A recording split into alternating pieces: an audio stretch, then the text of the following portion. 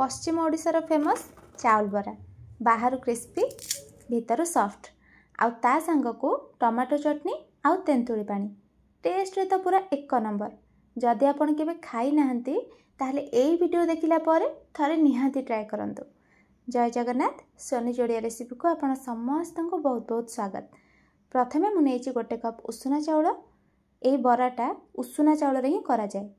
एबे आमे नबा 1/4 कप बिरी डाली माने 4 भाग चाउल रे गोटे भाग बिरी रहइबो। आपण गोटे कप कि गिन्ना रे एमिति मापिकी नेबे।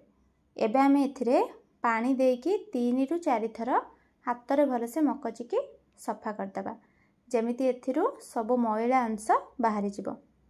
एबे आमे एथिरे पानी देकी 7 रु 8 घंटा बतुरिबा पई छाडी दबा। उषुना चाउल बतुरिबा को टिके टाइम लागिबो तो मिनिमम 8 घंटा निहाती बतुरेइबे। एइठी देखंतु 8 घंटा परे बिरी चाउल भलसे बतुरी जाइछि। नखरे एमती टिके भांगी की देखिबे जदि आराम से भांगी जाउछि ताहले जानिबे जे एटा परफेक्ट बतुरिछि। एबे आमे याको ग्राइंड करबा। ग्राइंडिंग जार रे अल्प अल्प करके बाटिबे काहेकि ना आमे बाटिला बेले पानी रो पूरा कम यूज करबा तो अल्प देकी बाटिले भलसे बाटी हे जिवो। आ पानी भी पूरा कम देबे जेतिकरे बाटी हे परिबो। एठी देखंतु मु सब बिरी चाउल को पूरा पालिश करके बाटी देछि। कंसिस्टेंसी देखि परथिबे हाथ रे धरिके एमती पकेइबे पूरा पकोड़ी शेप रे पडुथिबो। एबे आमे याकू व्हिस्कर साहाय्य रे भलसे फेंटिबा। याकू फेंटिले कोन हबो ना बैटरटा टिके हल्का हे जिवो आ बराटा भी भीतरो सेतिकी सॉफ्ट रहइबो। आ याकू फेंटी सारला परे कवर करके 4 रु 5 घंटा निहाती छाड़िबे। जदि शीत दिने करूछंती तो 7 रु 8 घंटा देबे काहेकि ना ठंडा रे फर्मेंटेशन पई टिके टाइम लागिबो। आ जदि एते टाइम रखिबेनी इंस्टेंट बनेइबे ताले टिके खाइबा सोडा देकी बनेइ परिबे। एबे आमे बनेइबा पातल घंटार चटनी माने टमाटो चटनी। ग्राइंडिंग जार रे किछि धनिया पत्र देइछि आ मु 2टा टमाटो को एमिति बड़ बड़ करके काटिकी नेइछि। टमाटो चटनी जेहेतु तो टमाटो तो निहाती अधिक लागिबो। एबे दबा 2 कोला रसुण गोटे कंचा लंका आ स्वाद अनुसार लूण आ याको स्मूथली ग्राइंड कर दबा। एबे रेडी हो गला हमर टमाटो चटनी। एबे आमे बनेबा तेंतुली झोल। 50 ग्राम रो तेंतुली को आधा घंटा आगरो पानी रे भिजेई की रखिथिली। तेंतुली को हाथ रे एमिति मंथी की सेथरो मंजी को बाहर कर दबा। चाउल बरा रो स्वाद को आहुरी डबल कराए एई दुटा चटनी। तो जदि भी केबे बरा बनाउचंती एईटा भी निहाती बनेइबे। एटी देखंतु मु सब मंजी को काढी नेइछि। एबे आमे दबा गोटे कप पानी। आपण निज हिसाब रे पानी टिके कम अधिका करि परिबे। एबे दबा टिके कळा लूण आधा चमच चाट मसला खंडे आधा इंच रो अदा आ 2टा कंचा लंका को छेचिकी देइछि। जदि राग कम खांती ताहले गोटे लंका देबे। एबे आमे एथिरे दबा किछि कट्टा हेतिबा फ्रेश धनिया पत्र। एइथिरे मु केवल कळा लूण टिके पकेइछि। जदि आपण को तेंतुली रे आगरो लूण पड़ी के अछि गोटे गोटे तेंतुली रे आगरो लूण थाए तो सेथिरे आपण लूण पकेइबेनी। एबे आमे गोटे तड़का बनेइबा। अल्प टिके तेल नबा। तेल गरम हेले आधा चमच जीरा सोरस दबा आ फुटणटा फुटिला परे गोटे सुखिला लंका किछि भुर्संग पत्र दबा आ गैस ऑफ कर दबा नहले एटा पोड़ी जिवो। भलसे टिके भाजी की एई तड़काटा आमे तेंतुली पानी रे दे दबा। आपण बिना तड़का रे भी एटा खाई परिबे किंतु तड़काटा देले एटा आउ टिके टेस्ट लागिबो। एबे आमे एथिरे गोटे छोटो चमच चीनी पकेइबा जोटा कंपलसरी पकेइबा को पड़िबो।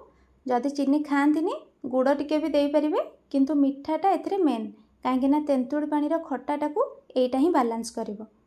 एटी देखंतु बैटर हमर पूरा रेडी। 5 घंटा परे आग अपेक्षा साइज रे भी फुली जाइछि। आउ एठी आपण ध्यान देबे बैटर टिके गाढ़ा हेले चलिबो किंतु पानिया जेमिति न हुए काहेकि ना जदि आपण पानिया थरे करि देले तापरे बराटा आउ शेप नबनी। एबे आमे गोटे छोटो चमच जीरा नबा।